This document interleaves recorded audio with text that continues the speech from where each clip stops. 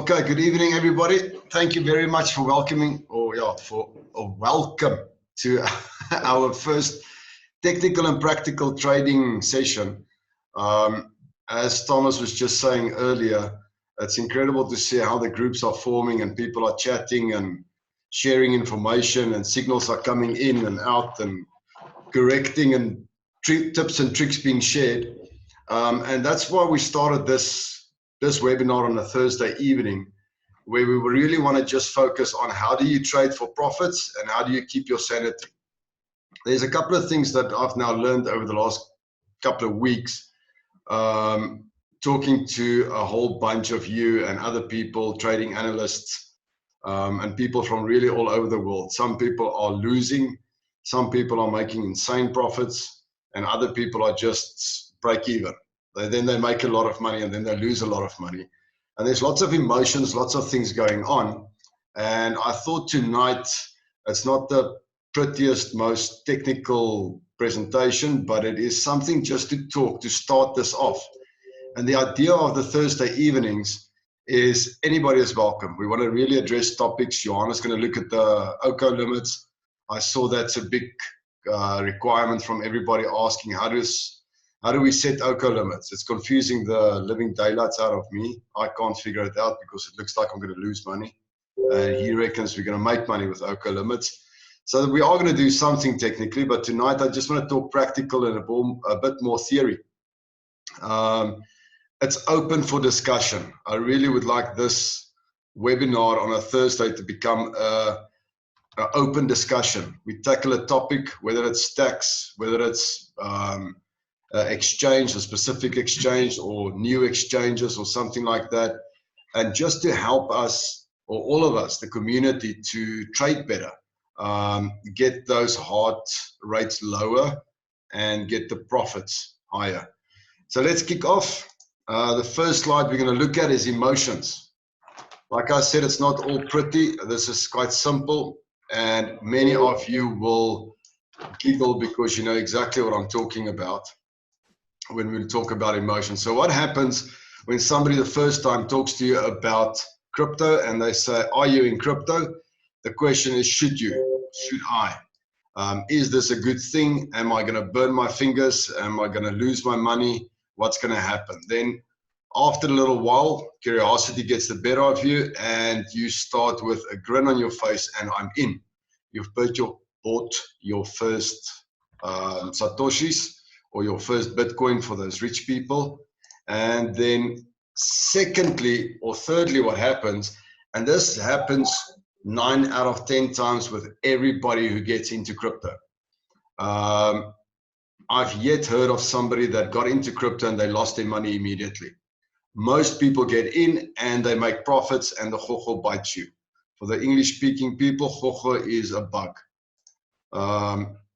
Then what happens is as you get profits, you get more brave, and then all of a sudden you go, huh? What's happening here? Where's my profits? This market, what's going on here? And then not long after that is you start saying something like, I knew I should have. I knew I should have done this. I knew I shouldn't have listened to that person. I knew I shouldn't have done that. That happens. Then the next one hits, and that is, why did I listen to that person? Why did I do that? Why didn't I just hold my position? Why didn't I just hodl? Should I get out of all this? And then you're back to should I?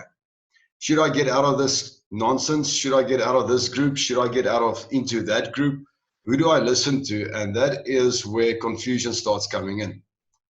And then you're sitting and you don't know which direction. I mean, Donald, you saw my answer to you earlier on TrendSig, where it is all four emotions when you ask me what direction the market is going to go. And this is the life cycle of any trader. Very few traders stops at profit or at this orange little money key.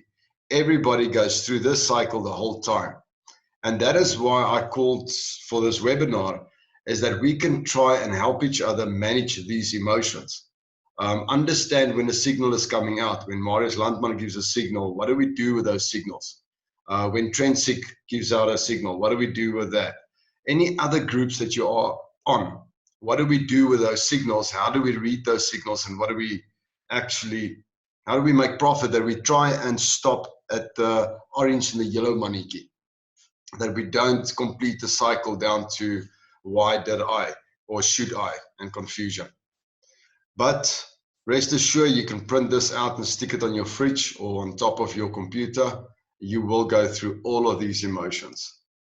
There's 3 trading styles, clear, distinct trading styles, and that is causing a lot of confusion.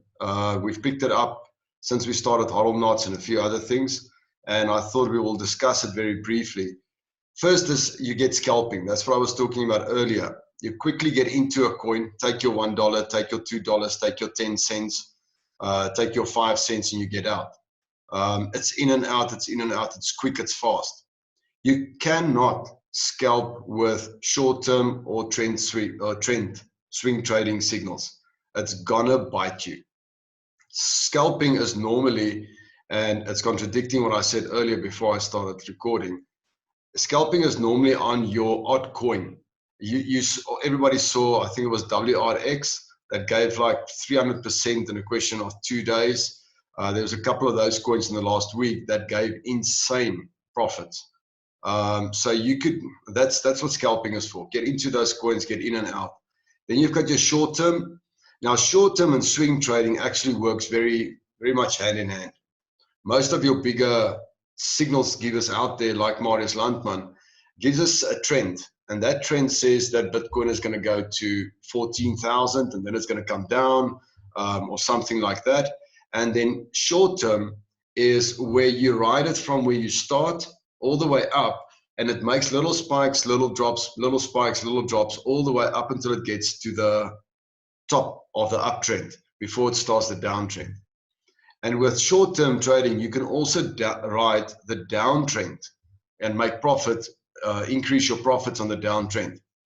But this part, the short term, if you're not sure, rather hodl. A lot of people this week that I spoke to, me included, if we just hodled and skipped the short term and waited for the 32 or the 80 or the 83 or whatever the case might be, or the 10.5 or whichever coins you want to talk about, you would have made your profits.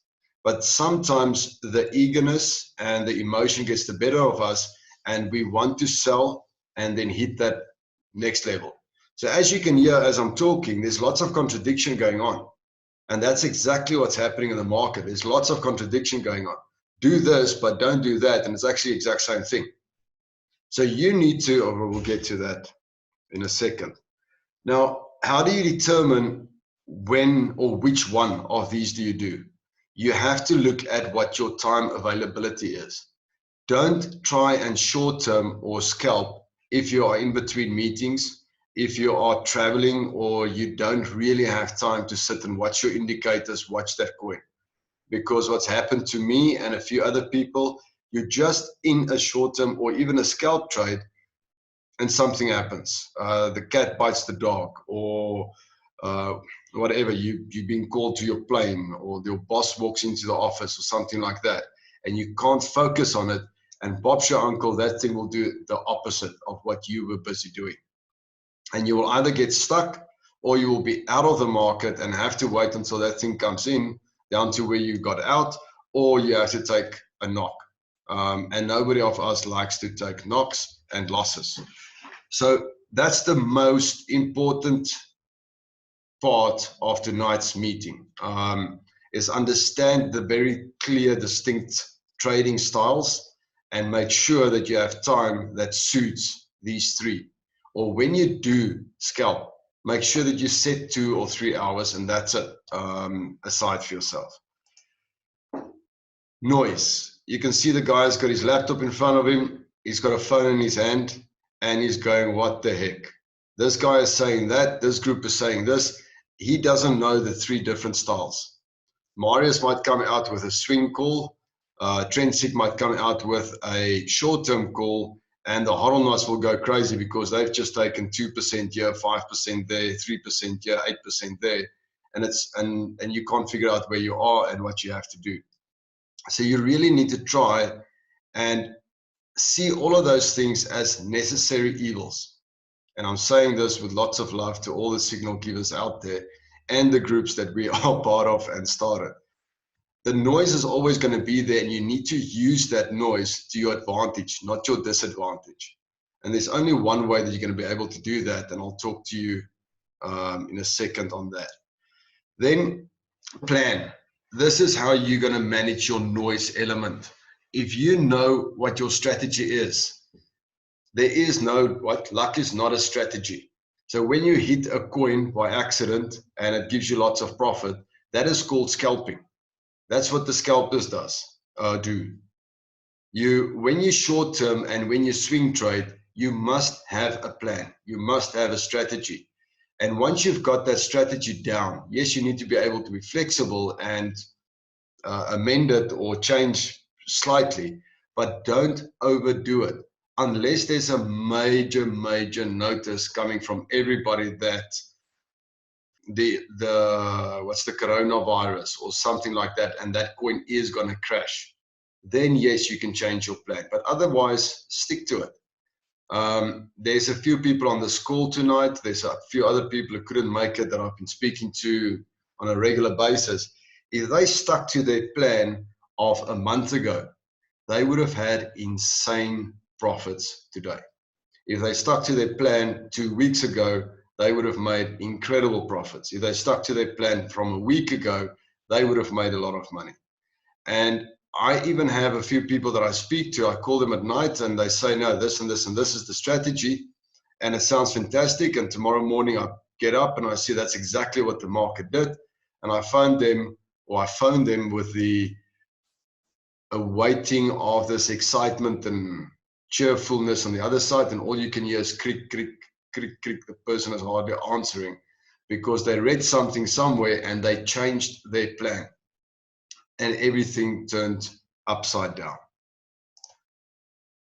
The third or fourth, though, I don't know where we are now. This is the first time we're doing this. So, but in any case, so tools. You do need your tools. Trade, what's a trade view? Your signal groups. You get upset for when the signals comes out and the signals are not spot on. In our Cape Town or our Pretoria meeting this week, I actually came up with a slogan, and we made a joke about it because I thought it was clever. Play in the box, don't play on the dot. I've picked it up so many times that somebody like Marius will come out and say it's going to hit 10.6 and it hits 10.5. That's $100 different. But if you played it safe and you played in the box, you would have made the call or you would have made the trade. But now you've played for the 10.6. Some of us even go for the 10.605 just in case it goes the $5 extra. And then it comes at 10.599 and the market makes a U-turn. And then everybody is upset with the signal groups. The signal groups is really good. They are accurate, but they're accurate with the uptrend and then with a box. There's a section, two or three figures that they normally will give. And if you play within that bracket, make sure you know what your profit target is. Don't chase the highs and don't chase the lows. You are going to get frustrated. We are supposed to use crypto to have an easier life, not a more stressful life. And if I listen to some people, it's a lot more stress than working for a boss. Any case, so then there's tips. And that's the reason why groups like HODLNOTS, TrendSig, to know it, and a few other people to know it, maybe not so active, but there are groups, Bitcoin Trend and Forecast, that is very active. And that helps. Even if you are paying a membership fee or something like that per month, it doesn't really matter because you're paying one for the signals, but most importantly, if we all get together and we do it accurately, you're actually paying for the admin that happens behind that group and for the information, the community, the sharing, the what's happening here tonight or starting to happen tonight. And that's where tips comes out. I spoke to another guy today again who showed me some incredible stuff. He's going to bring it in very shortly in the HODLNOTS group, where you can use TradeView with all the indicators you require for short-term scalp trade or whatever, all on one bracket. Those are the kind of things that comes out and where the value comes in of being in a community. And also the tools that's out there. I don't know about you. I thought I was a very clever computer dude until I got into crypto and I started looking at these tools. Some of them can be daunting, and you can make mistakes by setting the wrong things up or incorrectly, and then you lose money. So that's what it's all about, is get tools that makes your life easier. Remember, that's the golden rule about crypto. It's supposed to make us, one, our life easier. Two, it's supposed to make us richer so that we can help others. And three, it is to build a community that Wall Street will not be able to manipulate the market, because we'll be more bigger than them. We'll manipulate the market. In any case, I didn't say that, even if it's recorded. So at this stage, I'm going to hand over to Johan, and then I don't think there's another slide. Yeah, there isn't. So that was my quick introduction and start for the Thursday evenings, make profits and stay sane. So may the profits be with you. And I'm going to hand it over now to Johan, who's the main analyst at TrendSig. He's going to share with us tonight very quickly, or I hope it's quickly, but until we understand. So Johan, we all have to give the thumbs up that we understand OCO after this. And then after Johan has done the OCO, we're going to say goodnight, or we're going to open the floor and we can discuss a few topics, whichever. So there's no rush. The next webinar is only at 11 o'clock, so we've got time. Any case, any questions at this stage? All right, then I'm going to stop and Johan, you can share. Right, thanks, Dewald. Welcome, everybody. I hope I can add some knowledge to the OCO limits, which is actually one of the major aspects that you got to use in trading.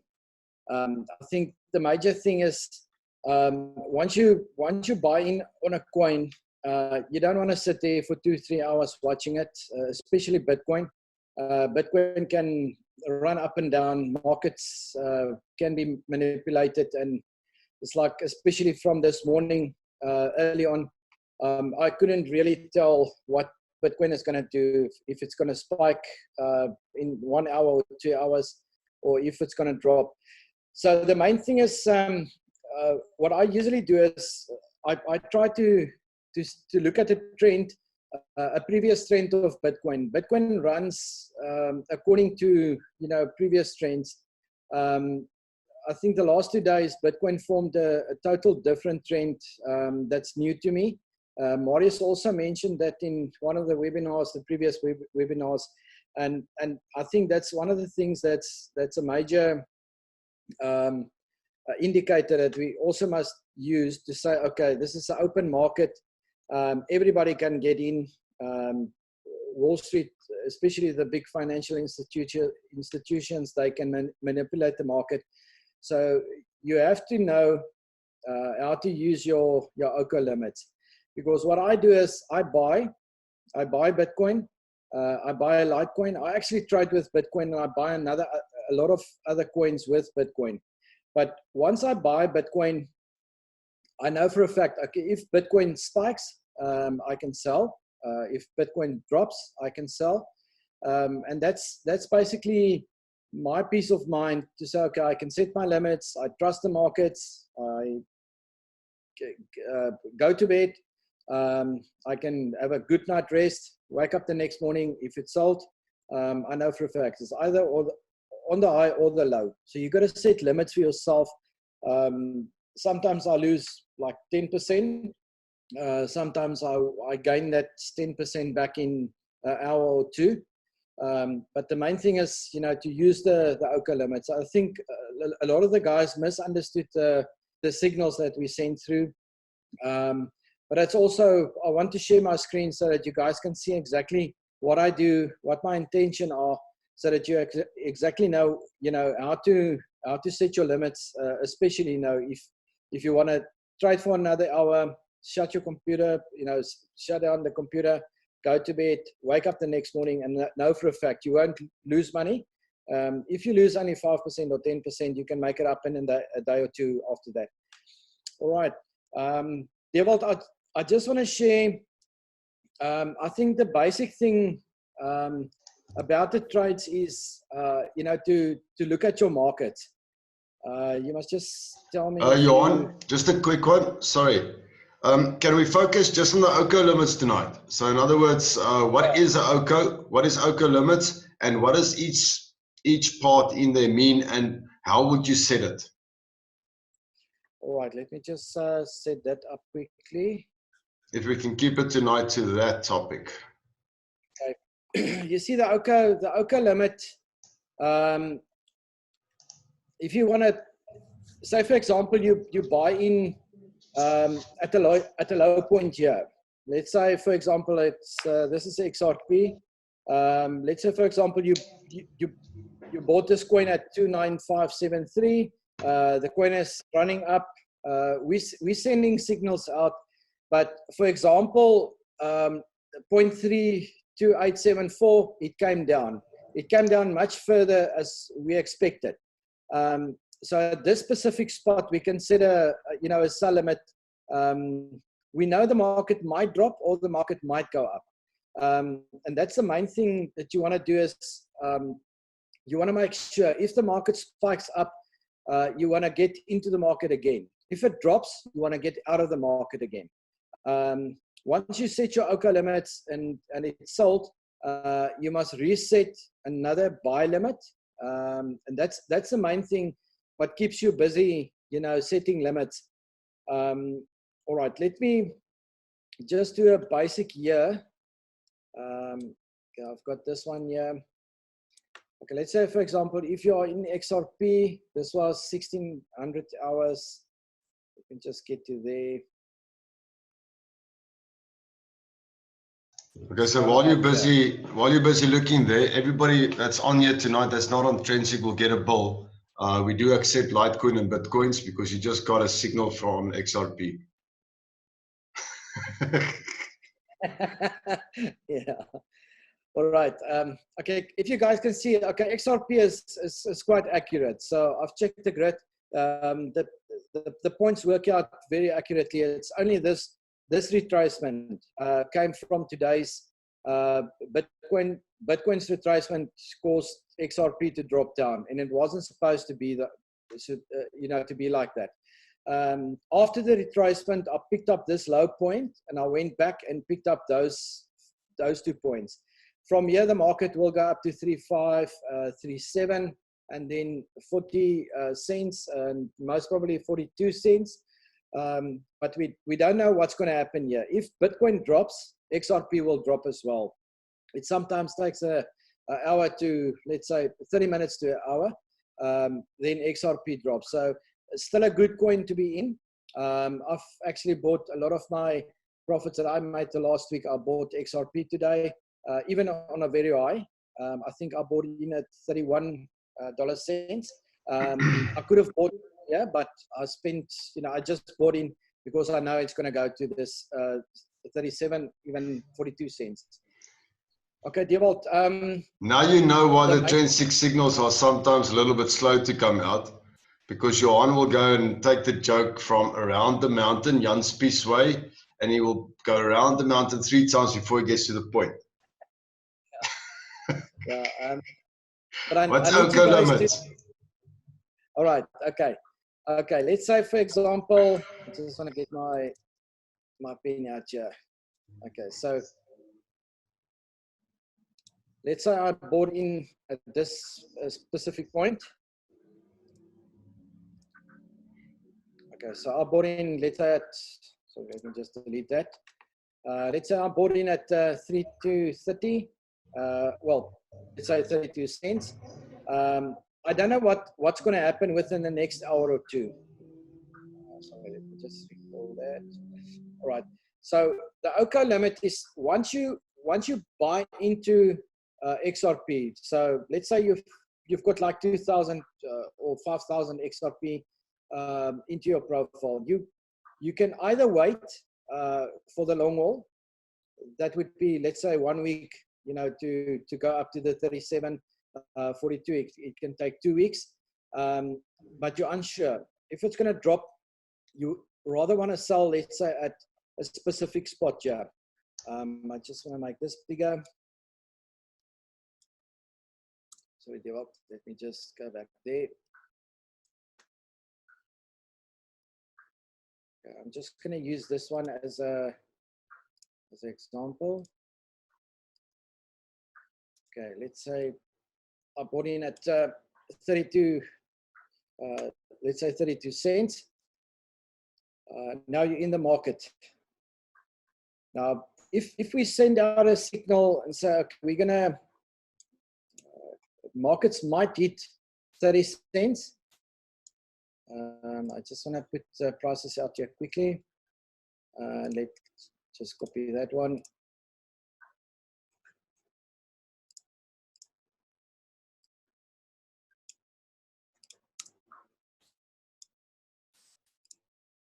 Okay, so if you wanna, so we don't know if this price is going to retrace back to 30 cents.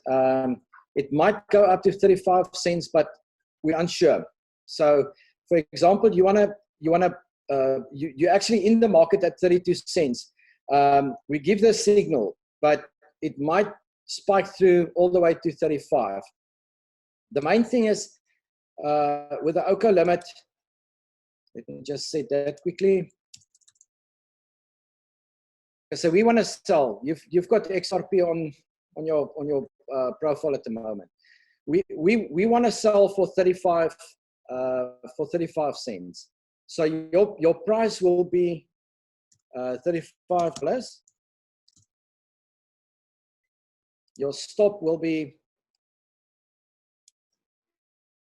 this price at the bottom.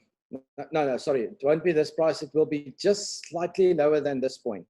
We usually take the last week of the retracement just after the price you bought in.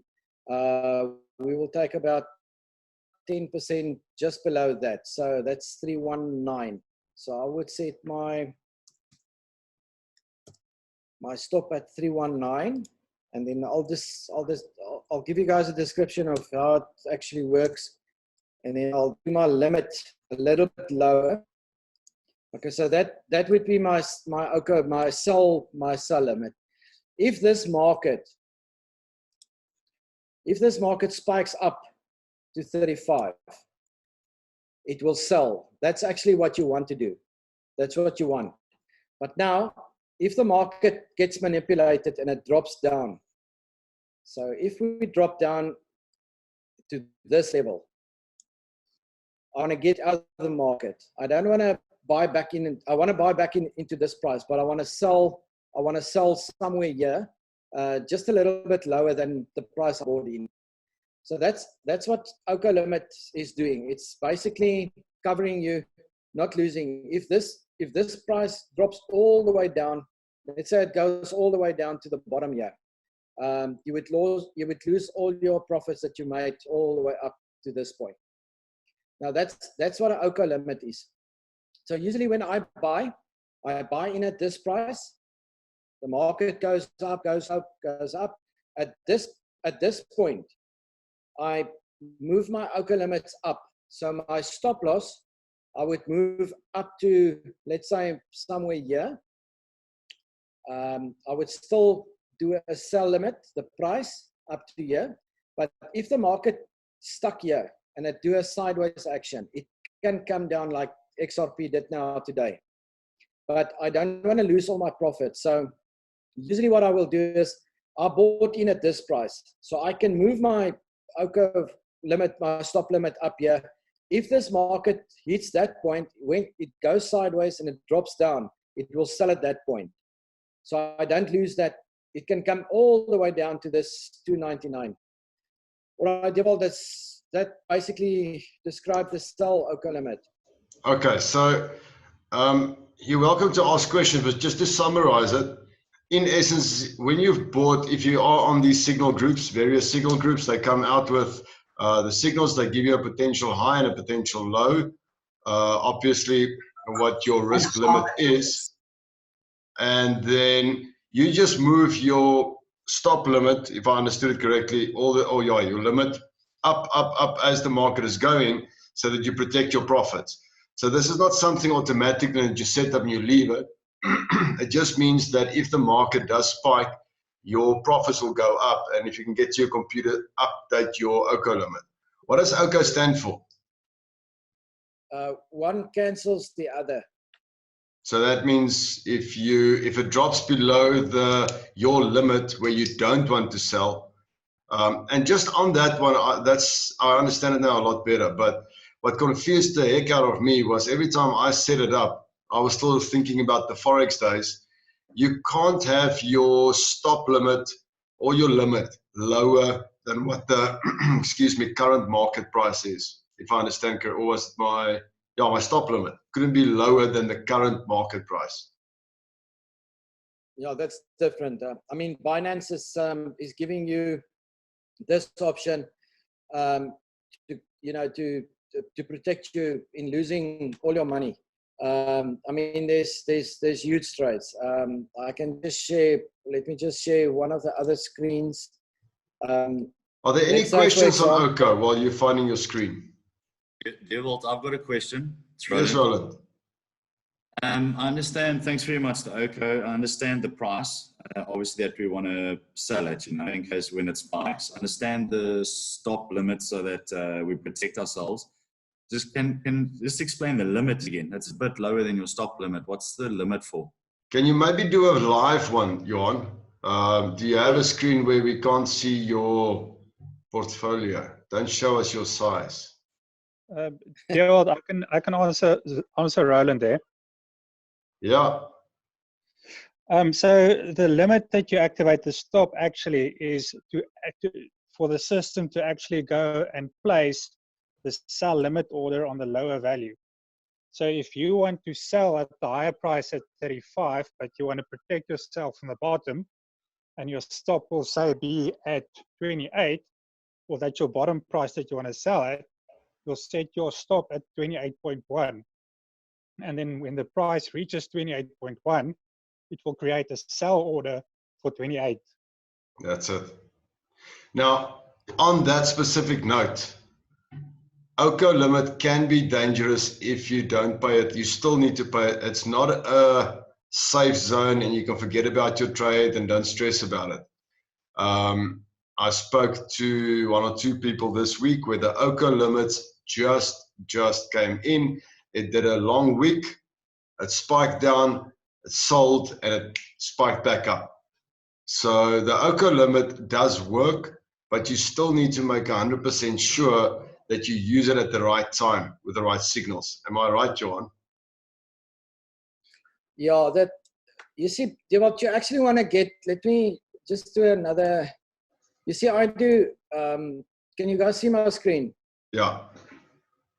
Okay. What I do is, I do like, this is 7. I do like 8 trades. This is typically, this is yesterday's trades. This 4 at the bottom is today's trades. I would look at the market. I would load Bitcoin top left. This is trading view. You've got to have the premium package to load more than one screen. So I would look at Bitcoin and say, okay, Bitcoin, when Bitcoin spikes, what other coins is running? Okay, and on all these coins, I would put stop limits and sell limits. Once I bought, like LSK, I bought fairly high. It's coming down. It's still going to come down, I think, to 1.6, and then it's going to spike up. This is a 2-3 week projection, so I'm in the long haul for this coin. But to understand this thing, I've cancelled, I think the stop limits on this coin, I've cancelled 10 times. I moved them down, cancelled them again, moved them down. So you have to know, you must know the market, what it's going to do, because your stop limit only protects you, once the coin drops all the way down, you won't lose all your money. and believe me, I've done it. I've lost money that way. Quick question. If you look at your Bitcoin there at the bottom left, that long wick that it made there, if I bought in there, or yes, let's say where your purple line is, and I put the stop limit in of even below the candle's close, that wick would have caused my order to sell. Not really. Well, depends on how much coins you've got in the in the order. I mean, I bought 2 days ago. I bought CMT. I bought pretty much a lot of coins. This morning it hit the stop loss. It took 2 hours to fill my last order. So that's the thing. If you trade one Bitcoin, it'll take a few minutes. The guys that placed orders first will first be served. Yours will. No, I understand. Yes, no, I understand it. But the answer is yes. You're on that long wick. It could have taken your order out. Yeah, it can, but not. And then you're out of the market. The only reason why I'm highlighting this is because it can be a dangerous thing. If you're playing with only a few coins, and the market does a big wick like this, where it comes all the way down and spikes up back up immediately. If your sell limits were somewhere in that range, you can't see my mouse moving now, but somewhere in that range, and it was big enough for somebody to buy it out, your order would close out. So be careful. Just on the other one, the OCO is an option on Binance, correct? Yeah. And Johan, can you maybe just show the screen? Do you know how to increase your yeah, just there at the bottom, just open the OCO there, your bottom right. Because it orders. enough, you guys. The actual, yeah, there, that's it. Okay, so you click on OCO. Click on OCO limits. Okay, then usually what I want to do is, if I want to sell, let's say for example, I want to sell, I just want to see, all right, so let's say for example, I want to sell Bitcoin. I'm in Bitcoin at the moment. I haven't got much, everything is on orders at the moment. So yeah, just use an example. Okay, so I would click on this price, so that it automatically copies the prices down in all three categories that you want to put your limits and your stops and your price. Because sometimes, let me just take another example. You see, I don't trade Bitcoin, Litecoin. I don't sell, buy. I would trade Bitcoin pairing. So I would use, let's say for example, theta. Okay, you've got 4 zeros there. Okay, so if I want to sell theta, I haven't got any theta at the moment. I would click on OCO, click in the price bar, click on that price, the existing price at the moment. Just make it bigger. Sorry. You can just close that. Okay, so there's my graph. Let's say, for example, I've got 1,000 theta. This price, I want to sell. So I would do my lines and I would do my technical analysis on this thing, quickly do my graphs, put in some lines. I just want to show you guys quickly what I do. Okay. Johan, so you just picked your number that you want to sell at.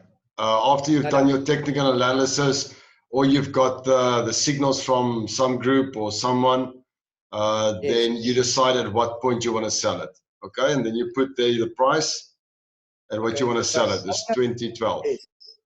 So the signals that I get is showing that the market is going up. So I want to sell it 2012. My price that I want to sell it for is then 2012. Okay, but now I'm scared this coin. So let's say, for example, I bought theta in at this point. So I bought in at 1360. Markets went up. I'm happy. Predictions are that the market will hit 2012. What I will do is at this point, I will calculate what is my loss situation. So I've already made money from, let's say, from there. I bought in at that price 1334. I would put a price label there, plus minus, just a little bit below that wicks, the bottom of the wicks. So my stop limit, I would set my stop limit at 1522. So what I'll do there is 1520, make it a little bit less. And then to activate this sell, if it drops down, to activate this sell, this price needs to be a little bit lower. So your limit activates your sell. Your coins will be sold, and you'll, let's say, sold it at 1515. There's enough space between 1515 and 1520 so that your order gets filled, because sometimes it drops down so fast your orders don't get filled. So you've got to leave enough gap between your stop and your limit. So the stop activates your sell, but it won't sell unless it hits the 1515. And then I would press 100%, click sell, and that's it. And that sell order will go to your open orders, and it will wait. So it will either sell at 2012 or at 1515. Yes. So if the markets goes up, does this, goes up there, it will sell at 2012. But if it turns just before 2012, let's say it turns at 2010 and it comes all the way down to 1522, it will sell. Yeah. Yeah. If it goes there. Why would you use OCO limit?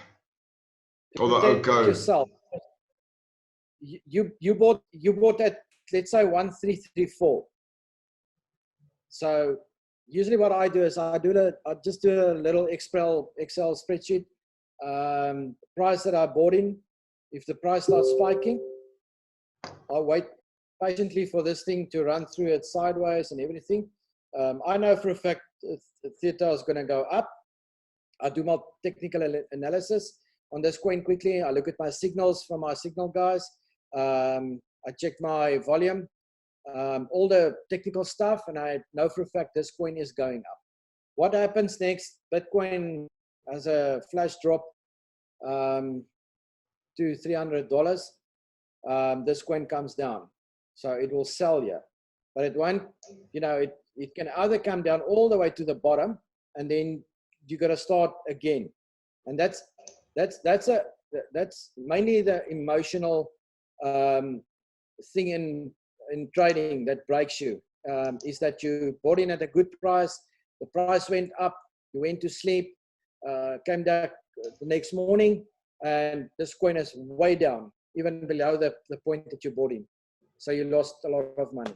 Okay, so that is perfect. Thanks, Johan.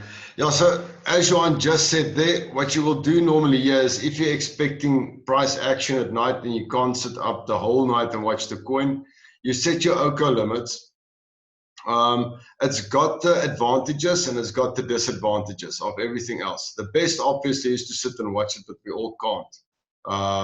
So set your OCO limits before you go to bed if you know this thing is going to spike up high, but there is a possibility that it come below your profit.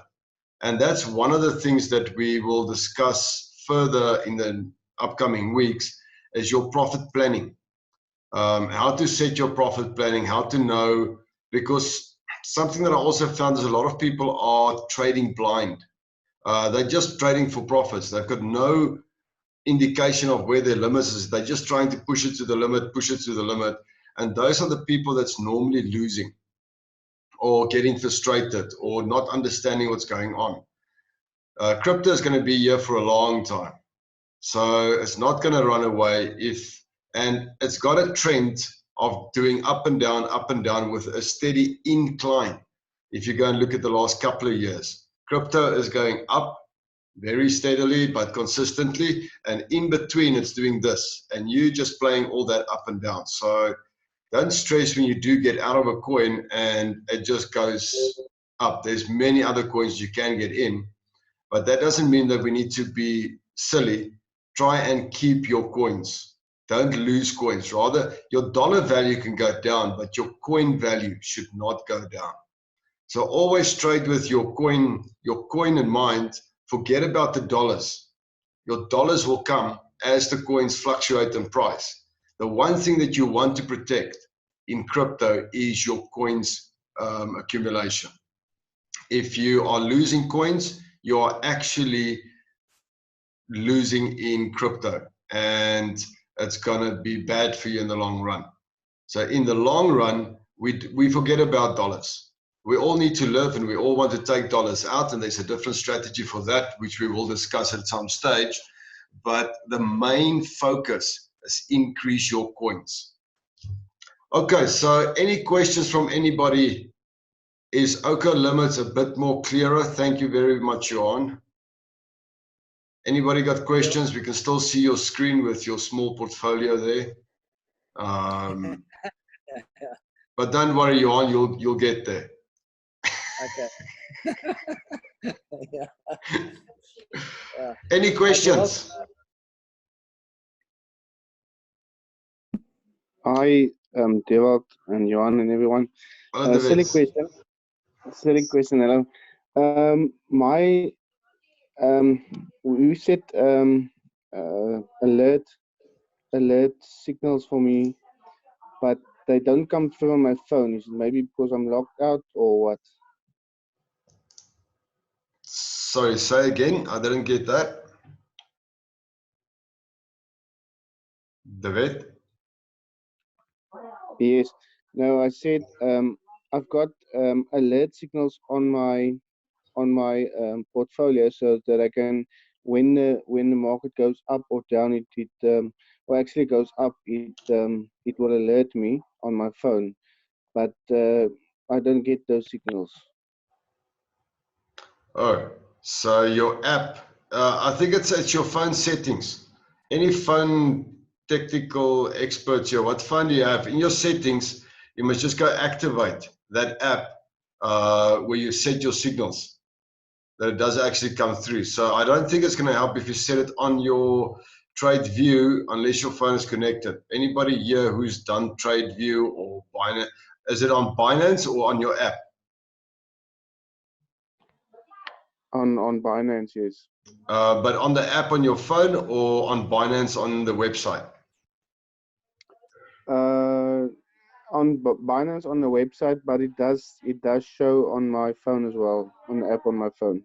I think it's just your app settings is not set to actually allow that specific app to give the notification, because I've got mine set up and it pings.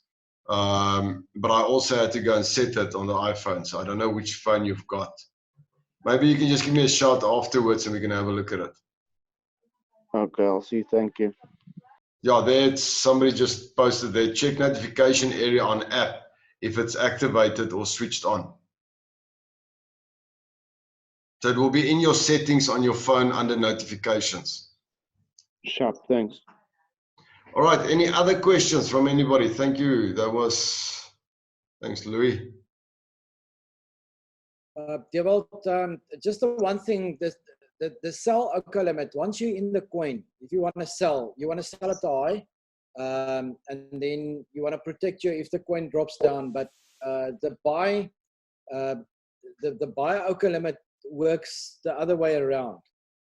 So we must just make sure that, guys, because a lot of the signals that we're going to put out into the market now is going to be up and down. It's like Bitcoin is playing between a channel, and then it breaks either up or it breaks down. So we must just make sure the guys understand the buy OCO limit as well. Tertius, ek sien jy het jou hand op. Is daar 'n vraag? Yes, Dewald, dankie. Kan jy my hoor? We can, if you don't mind, if we can throw it English or German. No, the question will definitely go in English. I haven't been trading very actively. I've been mostly trend trading, not even the short-term swings. But is this a relatively new function? Because it's the first time I've seen it. I've not seen it on platforms like Poloniex, Bittrex, some of the other platforms. I like what I see, because this actually allows you to either get out all your coins or sell all your coins if you're working with that. I almost want to say, in the old days, you'd have to place a limit order to sell some at the top. But if you wanted to put a stop loss in, you'd actually have to use some of those coins, say, let's say 10, 20, 30%, to put to sell at a lower point. So you'd have to put in 2 orders. Yeah. This one cancels the other, allows you to do things that you couldn't do. And I mean, this is the first time I've seen it, and I've been looking for something like this in the past about 6 months ago. I didn't see anything. So is this something that's specifically on Binance, or is it more widely spread than that? It's on Binance. Yeah, it's definitely on Binance. I don't know, maybe somebody else can answer that, but on Binance, I know it's been there for a while. But yeah, I don't know about the other platforms. I mean, because limit orders and market orders, those are pretty common, Yeah. Buy limit, sell limit, those are common amongst platforms. I was just wondering whether this one cancels the other is something. I think it's brilliant. I think when we learn to use it properly, I would actually use it slightly differently to what Johan's explained. If I trigger let's say I put a stop loss and I want to sell at 15.20, I would probably trigger it at 15.30 and sell it at 15.20 immediately. So that sounds interesting. I'm not waiting for that limit order to get filled, because that order, I presume, also doesn't appear on the order book. Yeah. So if you're suddenly selling, if you're buying higher than everybody else, or you're buying lower or selling lower than everybody else, your order will get filled almost immediately, depending on how small those orders are between the current price and your price. So that's how I've used limit orders like that before. That's a good recommendation there, Cassius. I think I might be doing it once I figure it out. But yeah, Johan's been trying to teach me this now for a while. Johan, do you know if it's available on other platforms? And obviously on TradingView, is that one of the signals you can set up? Because I saw you pull up a box there. Was that just a text box, or is that you're talking about the TradingView? Yes, the first screen you shared. First screen. No, that was the TradingView. Yes. It's a TradingView one. That's on TradingView, but it's only for signal purposes. So, I just it's just a box that you can pull out from the tools and draw it in there. So I just usually when I do the markets, I can look at Bitcoin and say, okay, Bitcoin is going to go up to let's say, for example, 10.5. I know for a fact it must go up to about 10.5, but it can retrace in the meanwhile. So I'll do a green box stop. I want to sell at 10.5, but if it retraces back to 9,000, I want to also sell at, let's say, 10,000. So I don't want to lose that $500 or $1,000, all the way down to the bottom.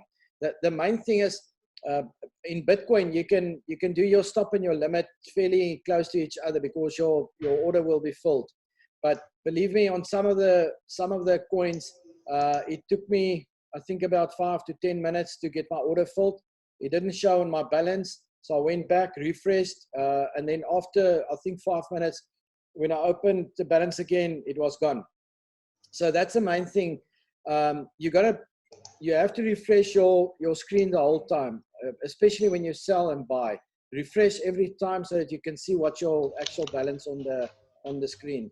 So I use one Binance account for trading, for risk trading. So I'll buy quickly, I'll sell quickly, I'll test my orders, and then I use another account, to do my decent trading. So where I sit down, I calculate, okay, this is going to be my sell high. And if the coin drops down to a specific point, I'll just put my stop limit, give enough space for the order to be filled, and that's it. You don't want to hit the stop loss. That's just, you don't want to hit it, but it protects you from losing, a lot of your money, because you can get stuck in a coin for 3-4 months. I'm stuck in data. I bought data 2 days ago on my other account, and I made good money. This morning it started spiking. My sell limit was at 223. At 225 it turned around. I sold, my order will filled. So I made good money on data, but on CMT I lost. So I do 5-6 trades every day. Sometimes that trades run for 3, 4, 5 days.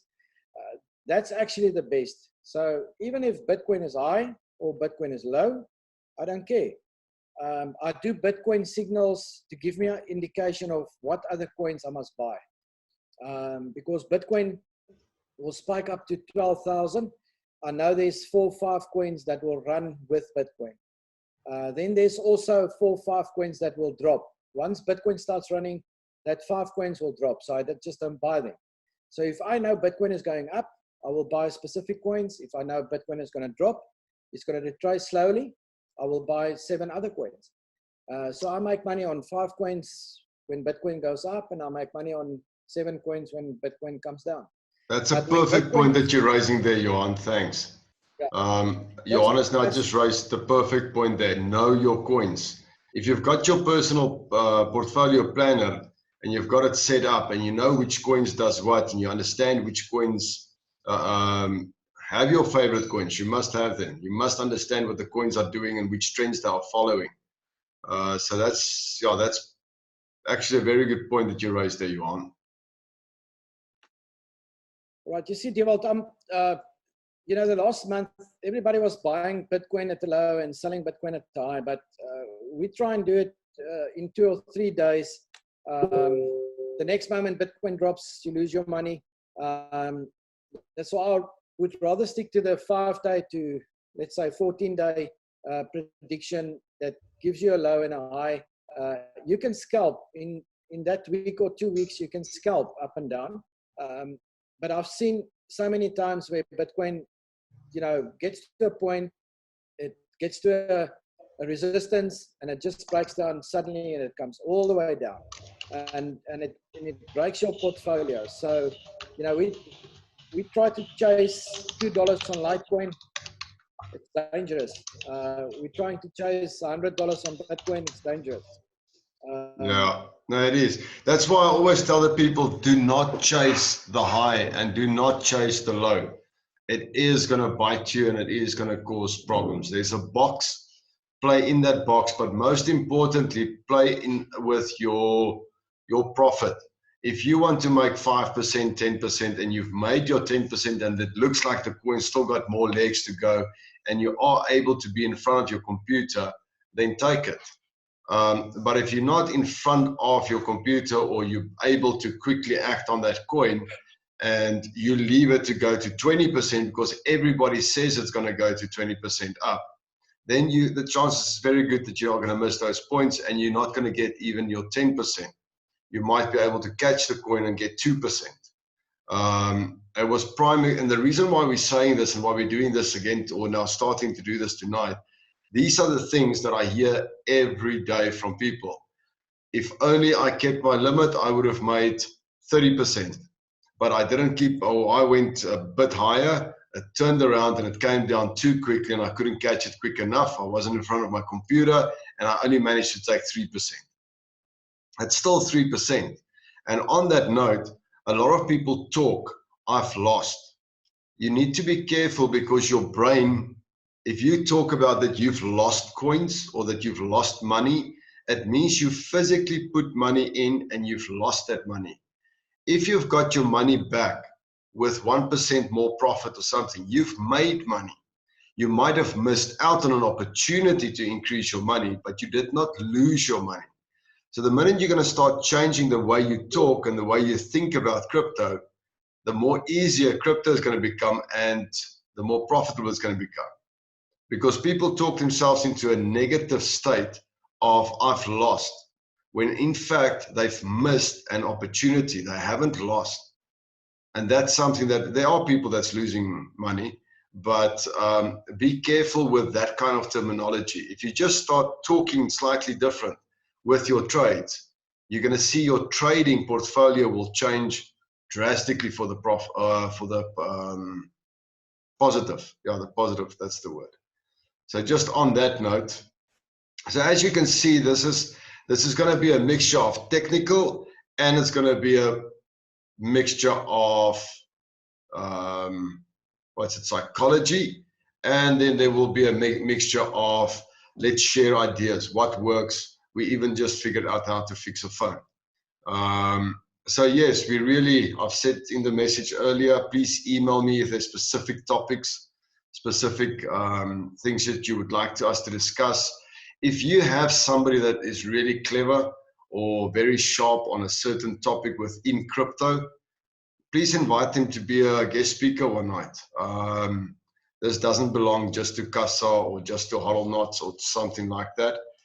This must be a crypto community. So if there's any experts or something like that that's out there that knows finance or TradeView or whatever, and they want to share something with us that is valuable for crypto trading, welcome to contact me and let's chat.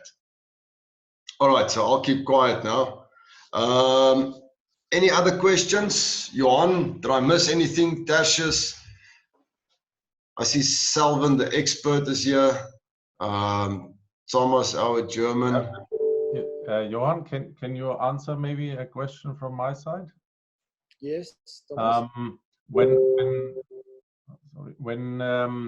When you place this OCO order and you click on 25% or 50 or 75, does it mean that also the sell price is 75%? Also, the amount of coins you sell is 75%, or does it close the whole order when it hits the sell price? Yeah, that's that. Let's say you click 50. Let's say you click 50%. Yeah. You know, some of the coins I've got, let's say 500,000 coins. I would sell 25% at a specific level. Let's say price 200, and then I would sell another 50% at 210. But I'll keep my stop limit. I'll keep the same. You can see once you. Can I quickly interrupt? Sorry, Johan. Yes. Thomas, if you click on the 25%, it will only take 25% of the coins you've got available. It won't change the price. Yeah. The price you put in manually, the stops and the limits you put in. So it's only if your portfolio, like Johan says, 500,000, you click on 25%. It's only going to take 25% of those coins and put it in the total or the amount that you are going to sell or buy. Okay, but it doesn't matter if it then hits the sell price or it does take the stop limit. No. Always the 25 then. Okay. That's the amount of coins that it will put into the order that you've got available. Mm-hmm. Okay. It just makes it easier that you don't have to figure out what is a quarter and what is half and what is 3/4, whatever. Good. Okay, thank you. Please. Yes. Should we move our coins that we have in other exchanges to Binance so that we can then do the OCO buys? It's a personal preference. It's really up to you where you want to trade, what are you trading, and something like that. For me personally, with my small portfolio, I don't have coins that I keep in a wallet for many years or something. So everything is in Binance. I've got put my whole portfolio there. But I do know there are people out there that's got 3 or 4 exchanges because there's different coins on different exchanges. So they split their portfolio. But if you want to use the OCO limit, and they're not available on another exchange or an exchange that you prefer, then you can move it across. It's a personal preference. Okay. Thank you. Okay. Well, that was interesting. We're over an hour. Loving it. So I can see this is going to be a good time filler while we wait until 11 o'clock for Marius's calls in the evenings. If there's no further questions or anything from your side, Johan, I think then we're going to close the call. And it will be really nice if you give us some feedback, topics via email or WhatsApp or Telegram, and seeing you next week again.